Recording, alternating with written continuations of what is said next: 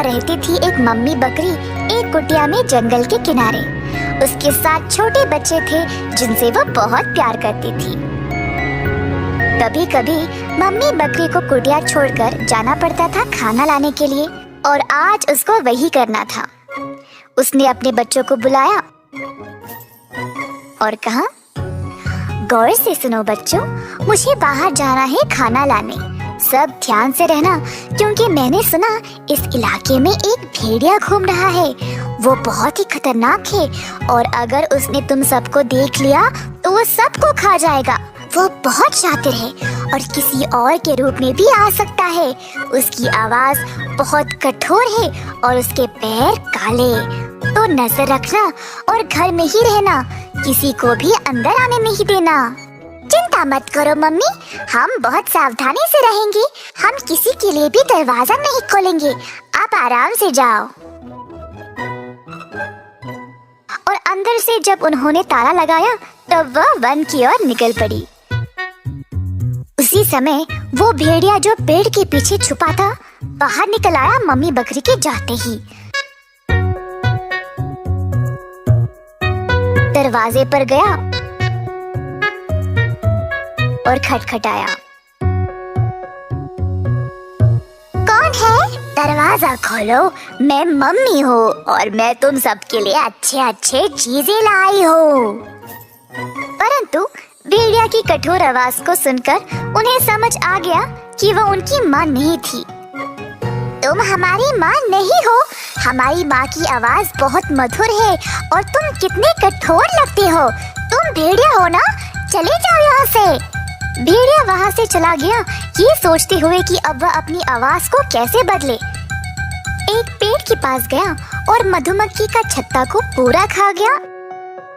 अपनी आवाज को मधुर बनाने के लिए फिर से कुटिया के पास गया और दरवाजा खटखटाया। दरवाजा खोलो प्यारे बच्चों, मैं आ गई और तुम सब के लिए अच्छी चीजें लाई हूँ। पर गलती से भेड़िया ने अपने पैर खिड़की पर रख दिया और छोटे बकरों ने देखा कि कुछ गड़बड़ है। नहीं नहीं, हमारी मम्मी के पैर इतने बड़े और काले नहीं हैं, उनके छोटे और अच्छे हैं। तुम भेड़िया हो ना? जाओ यहाँ से। भेड़िया चला गया, ये सोचते हुए कि अब वह अपने पैरों को कैसे बदलेगा। अचानक से उसे एक युक्ति सूझी। एक रोटी वाले की दुकान पर गया और अपने पैरों को आटे में डुबो दिया। फिर वापस उस कुटिया के पास आया। अब मैं देखता हूँ ये बकरी दरवाजा कैसे नहीं खोलेंगे। फिर से दरवाजा खटखटाया। दरवाजा खोलो प्यारे बच्चों, मैं हूँ मम्मी और मैं तुम सब के लिए मजेदार खाना लाई हूँ। सबसे बड़ा बकरा जो था उसने कहा, अपने पैर दिखाओ ताकि हम देखें कि तुम सच में हमारी माँ हो या नहीं। भेड़िया ने अपने आटे वाले पैर दिखाए। देखा, मैं ही हूँ इस बार, अब खोल दो। बकरों को लगा कि इस बार सच में उनकी माँ वापस आ गई और फिर सबसे बड़े वाले ने धीरे से दरवाजा खोला। तुरंत भेड़िया अंदर घुस आया और सब पे गरजने लगा। छोटे बकरे इधर उधर भागने लगे खुद को बचाने के लिए।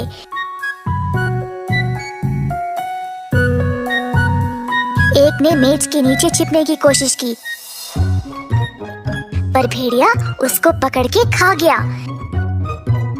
एक बर्तन के पीछे, पर भेड़िया उसको भी खा गया।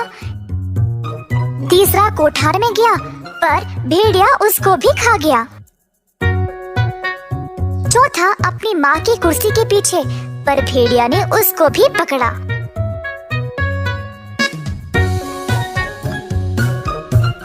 पांचवा बिस्तर के नीचे, पर भेड़िया ने उसको भी पकड़ लिया।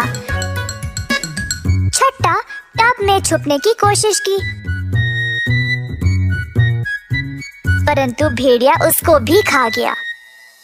केवल सबसे आखिरी और सबसे छोटा बकरा सुरक्षित पुरानी घड़ी के पीछे छुपा था। जब भेड़िया को कोई और नहीं मिला तो उसने कहा, मुझे याद तो नहीं आ रहा यहाँ कितने थे, 6 या 7। पता ही नहीं चला मैंने कितनों को खाया। चलो मेरा पेट तो भर गया है, थोड़ा आराम कर लूं। अगर और कोई बचा तो मैं बाद में उसको देख लूंगा। तो भेड़िया गया बाहर और एक सेब के पेड़ के नीचे आराम से सो गया। जल्दी वह खरांटे लेते हुए गहरी नींद में चला गया। कुछ देर बाद मम्मी बकरी खाना लेकर वापस आई और घर पे सब कुछ बिखरा हुआ देखकर परेशान हो गई। तो उसे समझ आ गया कि भेड़िया ही उधर आया होगा। मम्मी बकरी जोर जोर से रोने लगी। अचानक से उसने एक छोटी सी आवाज सुनी। मम्मी, आप ही हो क्या? हाँ बच्चा, मैं ही हूँ। कहाँ हो और इधर क्या हुआ? सबसे छोटा बकरा बाहर निकल आया और अपनी माँ को सारी घटना सुनाई। हे भगवान, नहीं, ये क्या हो गया? मम्मी बकरी ने सोचा कि वह खुद देखेगी अगर कोई बचा या नहीं।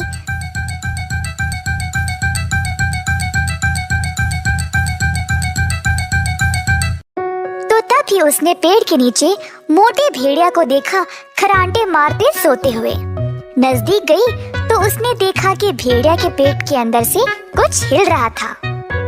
उसको लगा शायद उसके बच्चे अभी भी जिंदा है। जल्दी वह अपने घर गई और एक बड़ी सी कैंची को ले आई। उसने भेड़िया के पेट को काटा तो उसके सारे बच्चे बाहर निकल आए। मम्मी बकरी बहुत खुश हो गई। भेड़िया इतना लालची था कि उसने बकरों को खाने के बजाय सीधा निगल लिया था। फिर उसने अपने बच्चों को कुछ पत्थर इकट्ठा करने को कहा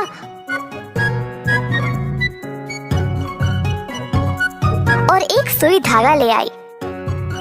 इसके पेट में सारे पत्थरों को भर दो और फिर मैं इसको वापस दे दूंगी, तब ये भेड़िया सबक सीखेगा। सब बच्चे बड़े बड़े पत्थर ले आए और मम्मी बकरी ने सारा कुछ भेड़िया के पेट में भर डाला। भरने के बाद भेड़िया के पेट को धागे से वापस सी डाला। काम खत्म होने के बाद सब वापस कुटिया में चले गए और भेड़िया के जागने का इंतजार कर रहे थे। कुछ देर बाद भेड़िया जागा और अपने आप को भारी और थका हुआ महसूस किया। भेड़िया बहुत प्यासा था। बहुत मुश्किल से उसने अपने आप को खड़ा किया और दर्द से चिल्लाने लगा। मैं इतना प्यासा हूँ, मैं पूरी की पूरी नदी को पी जा सकता हूँ।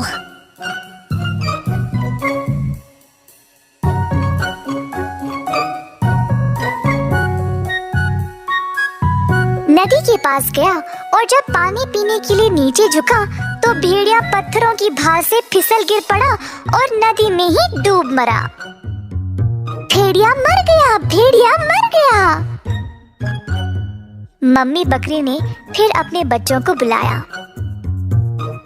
सुनो मेरे बच्चों, सबसे पहले हम घर की सफाई करेंगे और फिर हम एक बड़ा सा जश्न मनाएंगे उन सब चीजों के साथ जो मैंने तुम लोगों के लिए जंगल से लाया है। और फिर 7 छोटे बकरों ने सीखा कि कभी भी किसी भी अनजान की बातों पर विश्वास नहीं करना चाहिए।